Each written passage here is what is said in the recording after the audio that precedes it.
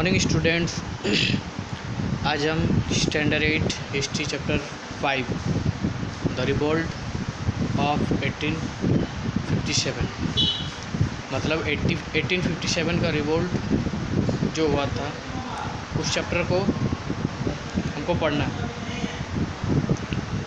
इस चैप्टर में हमको क्या क्या पढ़ना है? इस चैप्टर में हमको when does the revolt occur, causes of the revolt, outbreak of the revolt, extend of the revolt, suppression of the revolt, failure of the revolt, nature of the revolt or result of the revolt.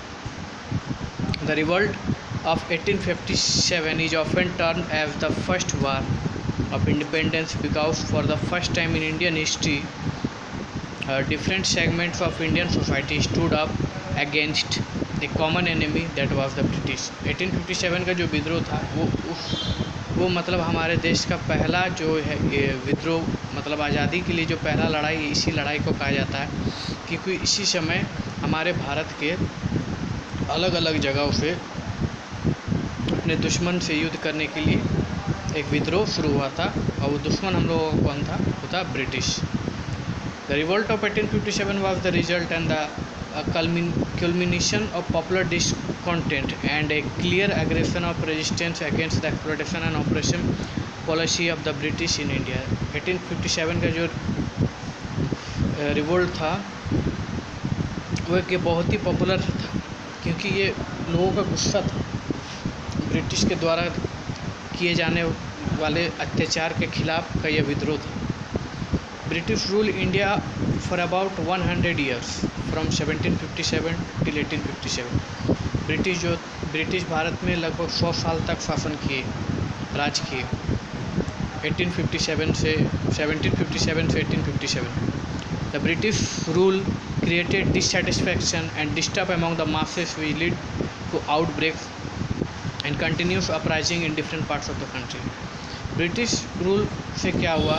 वहाँ के लोग dissatisfaction थे, उन लोग का growth नहीं हो रहा था, आगे बढ़ नहीं पा रहे थे, ठीक है। उन लोगों को हर चीज़ में बाधा मिल रहा था, उन लोग उससे खुश नहीं थे, बहुत अत्याचार करते थे लोग।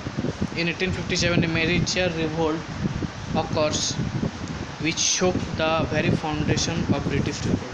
तो 1857 में क्या हुआ? बहुत सारे विद्रोह शुरू हुए जिससे ब्रिटिश रूल का फाउंडेशन को धक्का लगा। It was vast participation of peasant, craftsman, soldiers, nobles and ruler. तो इसमें सभी लोगों का भागीदारी था इस रिवोल्ट में। तो चलिए सबसे पहले स्टार्ट करते हैं। When does the revolt occur? Revolt कब स्टार्ट हुआ था? People express their resentment against the authority in a number of ways. One of them is to launch a revolt. जब कभी कोई अथॉरिटी होता है, कोई जो शासन करता है, उसके खिलाफ जब जनता विद्रोह करती है उसी को रिवोल्ट कहते हैं। Usually, people resort to a revolt when they feel that it is no longer possible to put up with the existing situation.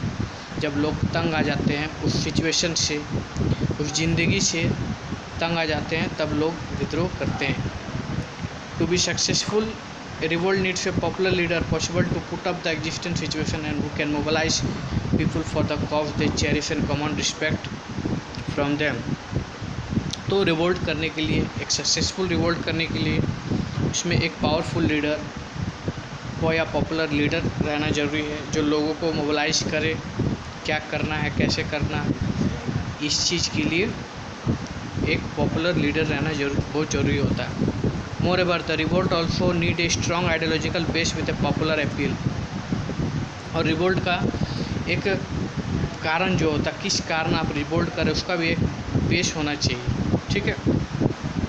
अब नेक्स्ट है आपका कॉजेज ऑफ द रिवोल्ट। कारण क्या क्या होता है रिवोल्ट का?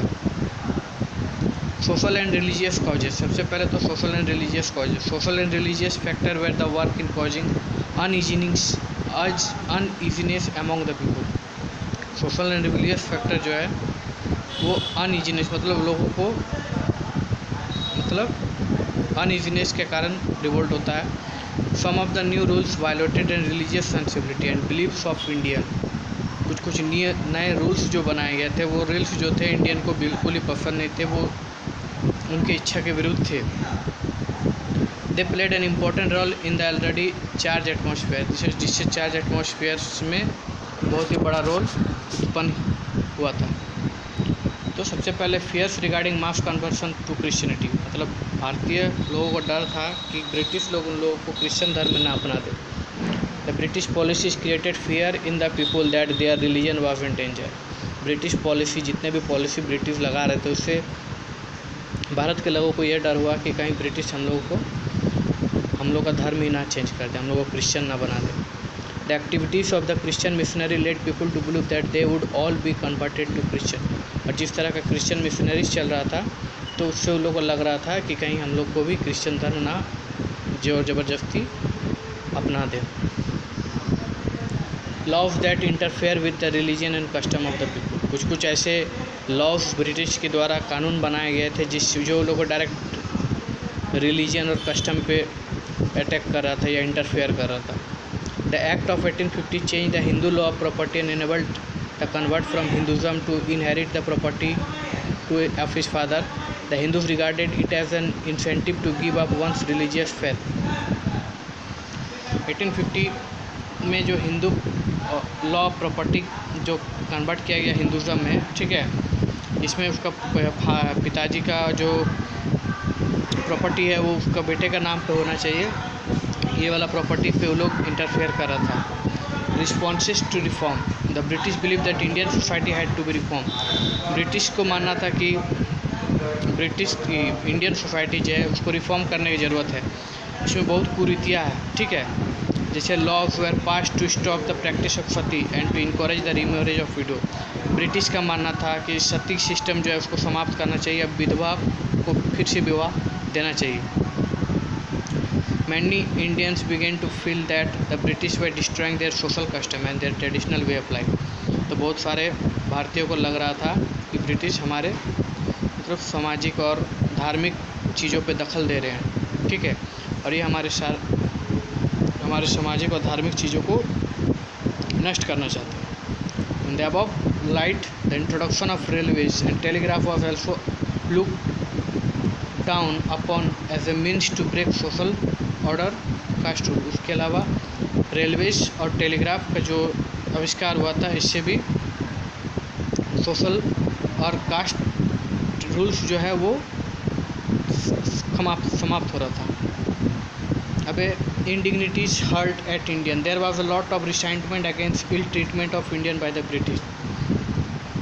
ब्रिटिश लोग भारत के लोगों को, भारतीय लोगों के साथ बहुत ही बुरा व्यवहार करते थे, बहुत ही बुरा ट्रीट करते थे। And even kill the Indians eight will, और अपनी इच्छा से लोगों की जानों भी ले लेते, भारत के लोगों को जान से भी मार देते थे। Every native was suppose to salute और English man in the street. वो लोग कानून बनाए थे कि जितने भी भारत के लोग हैं वो ब्रिटिश को देख के सैल्यूट करेंगे, चाहे सड़क पे या चाहे कहीं भी अगर उन लोग से मुलाकात हो तो उनको देख के सैल्यूट करेंगे। उसके बाद है अप्रीहेंशन अकॉर्डिंग इंग्लिश एजुकेशन में का आना। जैसे Christian missionary had establish a number of school in British India. Christian missionaries जो थे वे बहुत सारे school, English school British India में खोले थे। The Indian fear that the British objective was not so much the promotion of literature and science as inducing the people to become Christian. तो उन लोगों का ब्रिटिश का मकसद था कि साइंस और लिटरेचर का बढ़ावा देना भारत में, इसलिए स्कूल खोले थे। लेकिन भारतीय लोगों को लग रहा था कि इस स्कूलों में अगर हम पढ़ेंगे तो हम क्रिश्चियन धर्म मान लेंगे। नेक्स्ट है इकोनॉमिक कॉजेज। आर्थिक समस्या भी था जिसके कारण विद्रोह करना पॉसिबल था। The economic policies of the British were not favourable for the Indian. Economic policy जितने भी था वो भारत के विरुद्ध नहीं थे, भारत के मतलब विरुद्ध में थे। They caused wide spread distress as they affected all section of society. जिससे ये बहुत ही डिस्ट्रेस पैदा हुआ सब सोसाइटी के लोगों को। The farmer suffer due to high revenue imposed on them. किसान लोग को रेवेन्यू ज़्यादा देना पड़ता था। The British took away a large portion of their produce. जितना भी किसान खेती में उपजाते थे उसका आधा से ज़्यादा पोर्शन वो ब्रिटिश ले लेते थे। When the crops failed, they were forced to pay the land revenue by borrowing money from the money lender। अगर फसल अच्छा नहीं होता था तो भी वो ज़बरदस्ती मतलब कर्ज रेवेन्यू चुकाने के लिए कहते थे, और वो चाहे वो अब किसी से उधारी ले या लोन लेके भी चुकाना पड़ता था। When they were not able to pay back the loan, there land was taken away by the money lender. और उस तरह करके जो मनी लेंडर से लोग लोन लेते थे और लोन लेके कर्ज को चुकाते थे, टैक्स रिवेन्यू देते थे, और फिर उस पैसा को अगर वो नहीं ले पाते थे तो मनी लेंडर उससे उनका ज़मीन छीन लेता था। The artisans and craftsmen were ruined by unfair competition from the machine-made goods imported from Britain, which were much cheaper than the handmade goods. Artisan और क्राफ्ट्समैन जो थे उनका भी बहुत बुरा हाल था, क्योंकि मशीन से द्वारा जितने भी सामान बनाए जाते थे वो बहुत ही सस्ता दाम में लोगों को बेचते थे। Since the ruling class no longer enjoyed power, royal patronage could not be extended to craftsmen, religious and cultural people like priests, poets and musicians. In this way many more people in society lost their livelihood. जो शासन काल रहते थे, जो राजा वगैरह थे, वो इनका पावर ब्रिटिश लोग छीन चुके थे, और भी जैसे रिलीजियस या फिर धार्मिक जैसे पुजारी, पोएट, लेखक, कवि वगैरह थे, इन लोग का भी, म्यूजिशियन, सबका पावर छीन चुका था। नेक्स्ट है आपका पॉलिटिकल काउजेस। पॉलिटिकल काउजेस क्या था? Imperialist policy of the British का इम्पेरियलिस्ट पॉलिसी जो था, the imperialist policy of the British play an important role in preparing the ground for the uprising of 1857। माना जाता है इम्पेरियलिस्ट पॉलिसी ब्रिटिश के द्वारा जो दिया गया था वही स्टार्ट है ब्रिटिश का 1857 मतलब विद्रोह का। Almost all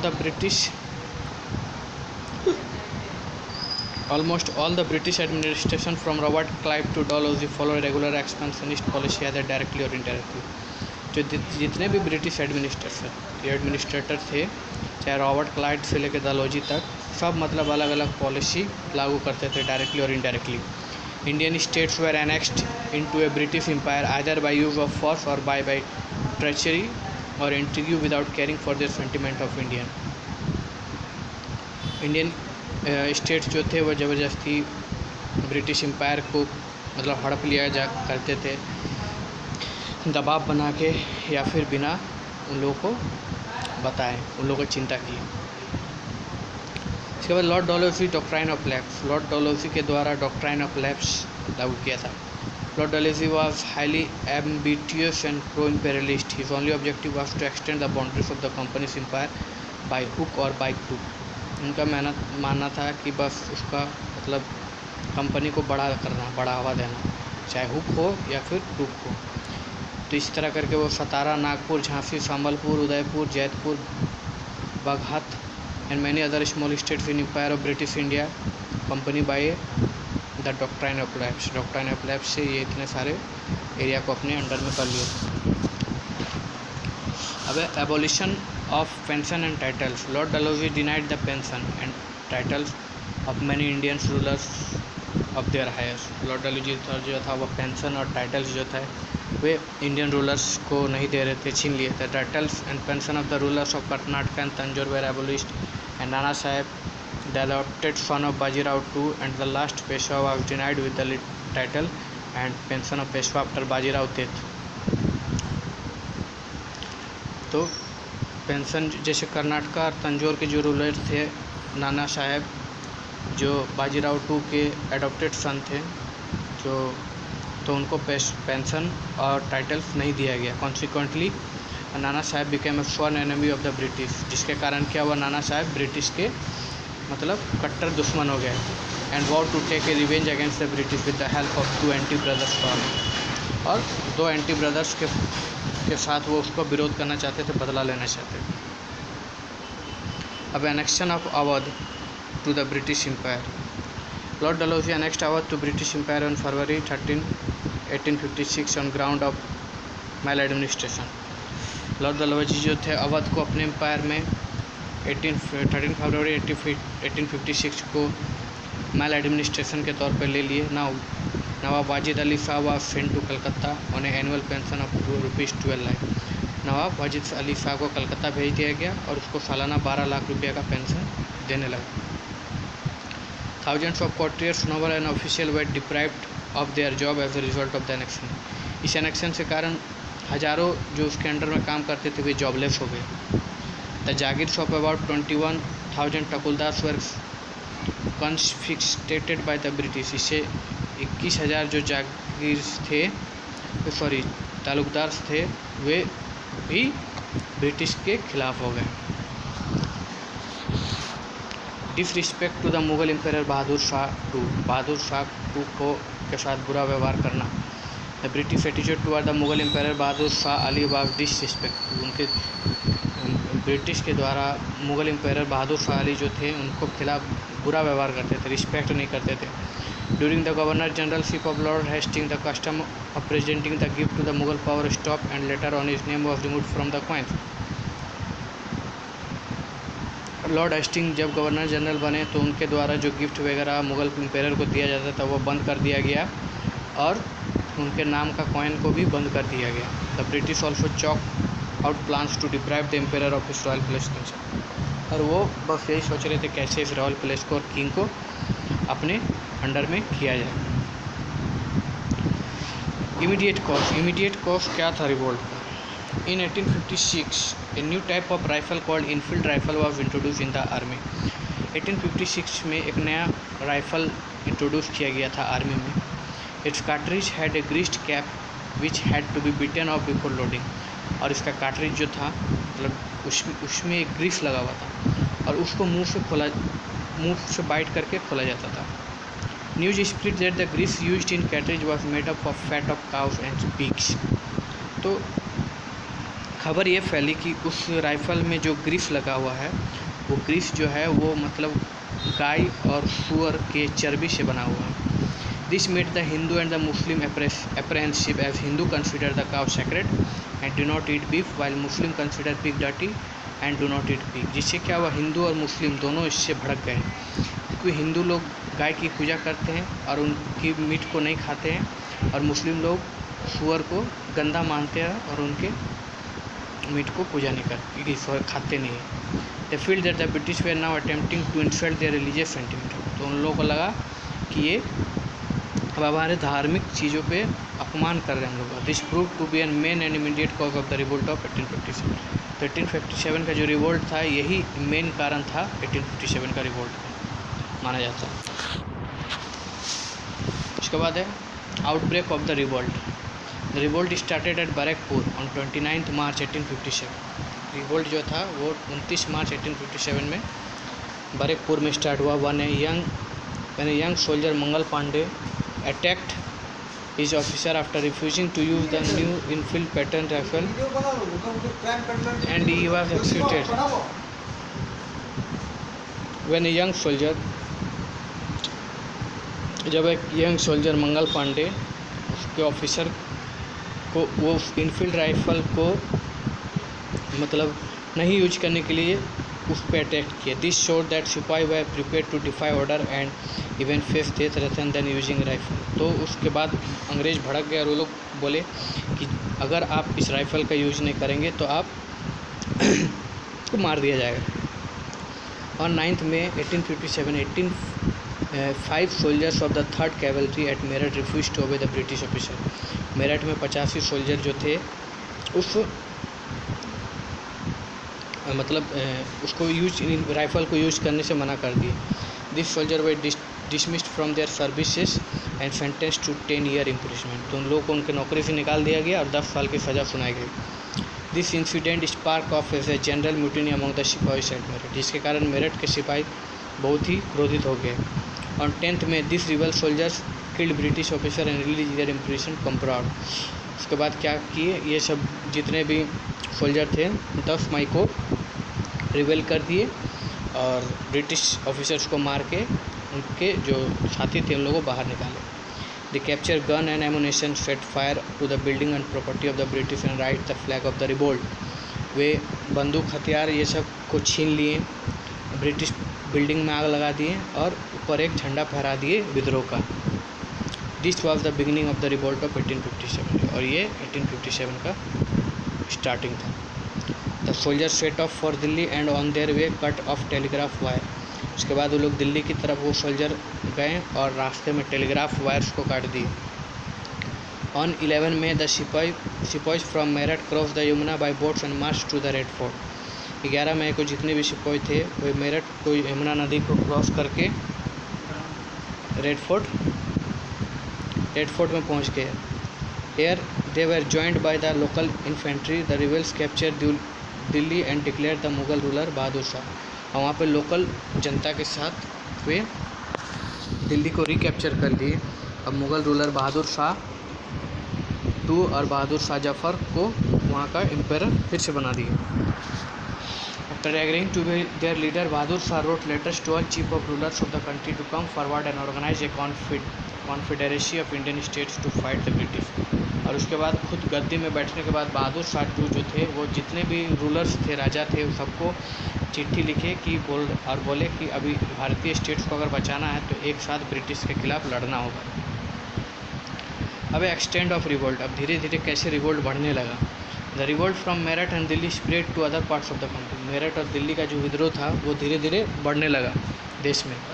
it was particularly strong in the central and northern part of the India. और ये धीरे धीरे नॉर्दर्न पार्ट और सेंट्रल पार्ट में तेज़ी से बढ़ने लगा। Kanpur, Lucknow, Jhansi, Bareilly, Gwalior, Arrah and Faizabad there were uprising in other areas too. इसके अलावा भी रिवोल्ट हर जगह शुरू हो गया था। Revolt in each reason was lead by different leader. अलग अलग लीडर के द्वारा अलग अलग जगह में रिवोल्ट हुआ था। In Kanpur the revolt was lead by Nana Saheb, the adopted son of the last Peshwa. He was assisted by Tantia Tope and Azimullah. Kanpur में जो रिवोल्ट स्टार्ट हुआ था वो नाना साहब के द्वारा स्टार्ट किया गया था, जो पेशवा के किंग के बेटा था, अडॉप्टेड सन था, और उनका साथ तांतिया तोपे और अजमुल्ला थे। In Bareilly the revolt began to 31 May on its led by Khan Bahadur Khan. Bareilly में खान बहादुर खां के द्वारा 31 मई को रिवोल्ट स्टार्ट हुआ था। आरा में Kunwar Singh an old man in his 70s played a leading role in the revolt. Kunwar Singh जो थे एक ओल्ड मैन थे और उसके साथ 70 लोग थे, लोग रिवोल्ट स्टार्ट किए थे आरा में।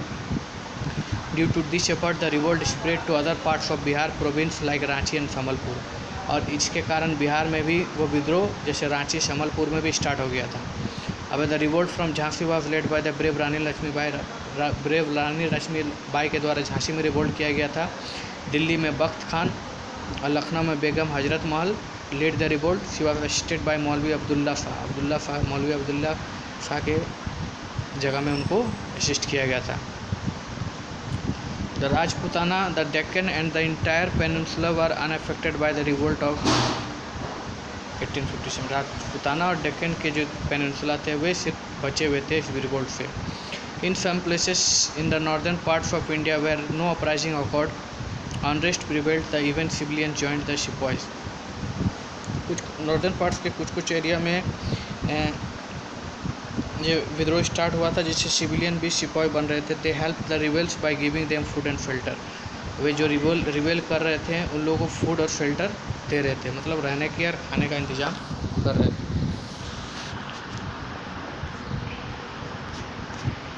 उसके बाद the separation of the revolt so strong unity among Hindu as Muslim. Revolt से क्या हुआ, हिंदू मुस्लिम में एकता हो गई। They fought like a brother, वह भाई की तरह लड़ने लगे। The British try to divide them on communal lines के तौर पे वो उन लोग को अलग करना चाहते थे। But this attempts were foiled, लेकिन ये संभव नहीं हुआ। The rebels accepted Bahadur Shah Zafar as their king and rallied around him. जितने भी रिवेल्स थे वो बहादुर शाह जफर को अपना किंग माने और उनके आदेश से ही विद्रोह शुरू किए। He became the symbol of unity in India. उन्हीं को सिंबल ऑफ यूनिटी माना गया Bahadur Shah Zafar. But this wide spread revolt was suppressed within a year. लेकिन ये जो विद्रोह स्टार्ट हुआ था वो एक साल के अंदर ही धीरे धीरे स्टार्ट होने लगा। Delhi was recapture by British in September of same year. वही साल सितंबर में फिर से दिल्ली को अंग्रेज लोग कैप्चर कर लिए। Bahadur Shah Zafar was imprisoned and exiled in Rangoon in Burma where he died in 1862। Bahadur Shah Zafar को जेल में डाल दिया गया, रंगून बर्मा के जेल में, और 1862 में उनका मृत्यु हो गया। His 3 young son were executed at Khooni Darwaza इन दिल्ली। उसके बाद उनके 3 बेटों को खूनी दरवाज़ा दिल्ली में एक्सिक्यूटेड लटका दिया गया। On September 1858 Lucknow was capture again British army. 1858 में लखनऊ को भी फिर से ब्रिटिश आर्मी ने कैप्चर कर लिया। Rani Lakshmibai was defeated at Jhansi and even Gwalior which she had capture from Scindia who supported the British to capture the British army. Rani Lakshmibai को भी हरा दिया गया और ग्वालियर को ब्रिटिश आर्मी फिर से कैप्चर कर ली. She was killed fighting in Gwalior in June 1858 और 1858 में उनका कत्ल कर दिया गया लड़ते लड़ते हुए शहीद हो गए. Kunwar Singh the rebel leader of west Bihar sustain wounds and died in April 1850. Kunwar Singh जो थे उनको भी बहुत ही मतलब उनको चोट लगा, मतलब युद्ध में बहुत ही उनको चोट पहुंचा और वो अप्रैल 1858 में मर गए. The struggle was carried on by his two brother but they were also defeated by December 1815. उसके दो भाई के द्वारा स्ट्रगल शुरुआत मतलब चल रहा था, लेकिन दिसंबर 1859 में वो भी मारे गए.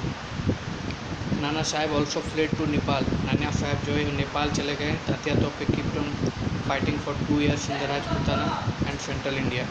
तात्या तोपे जो थे राजपूताना के साथ 2 साल तक लड़े, but he was betrayed by a friend, लेकिन उसको दोस्त की तरह ही माना गया. He was crushed by 1858 by restoration of peace took more years. The suppression of revolt was followed by various atrocities by the British. This was committed on both the rebels and civilians. Revolt जो था वो अलग अलग area में British के द्वारा notice किया गया. This was committed on the both the rebels and civilian, जिस पे ब्रिटिश सिविलियंस और रिबल्स दोनों पे नज़र रखने लगे. In revenge for inhumanity committed by Indian troops the British reacted wide spread havoc of civilians पे ध्यान देने लगे.